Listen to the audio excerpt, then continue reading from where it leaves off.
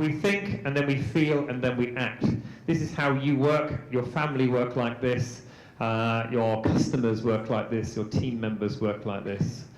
All our actions and behaviors come from how we feel, and that comes from the words and pictures in our head.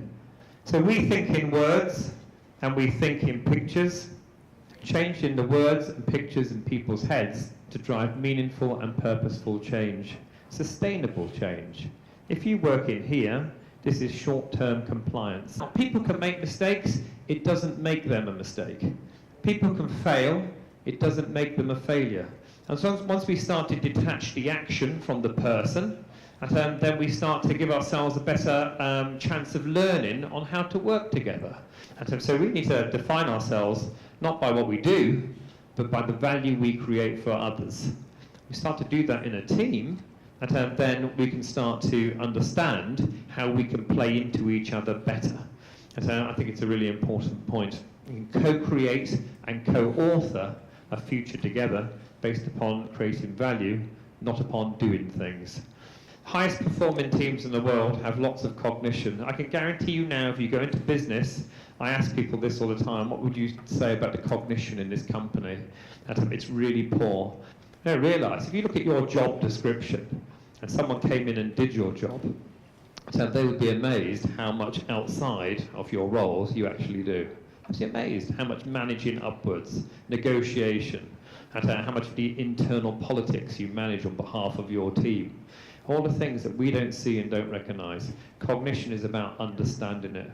So coaching is about increasing self-awareness, not about giving people new skills. So coaching is about ensuring that people understand themselves better to allow them to create more value from the assets that they already have within. I think that great communication is only as good as the end result. Communication is only as good as the end result. It doesn't matter how you do it. It really makes no difference about the channels, the message.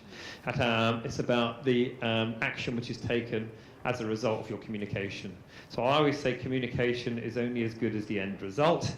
And there is no such thing as a perfect process, just perfect results when you come to communicating. The way in which Professor Salis talked about it and the work that we did showed that the best communication was timely, happened at the right time, it was in context. Oh, I know why you're telling me that. I get that. And it was accurate. Timely, context, and in context and accurate. And again, saving lives is what you need. Sometimes it's easier to change 100 things 1% than it is to change one thing 100%. 1 degree of change is about choosing one thing that you might want to do something slightly different with. So 1 degree of change is where you take 2 parallel lines and you move one by 1 degree. It's not a great difference when you start. It's a huge difference when you finish, when you end up.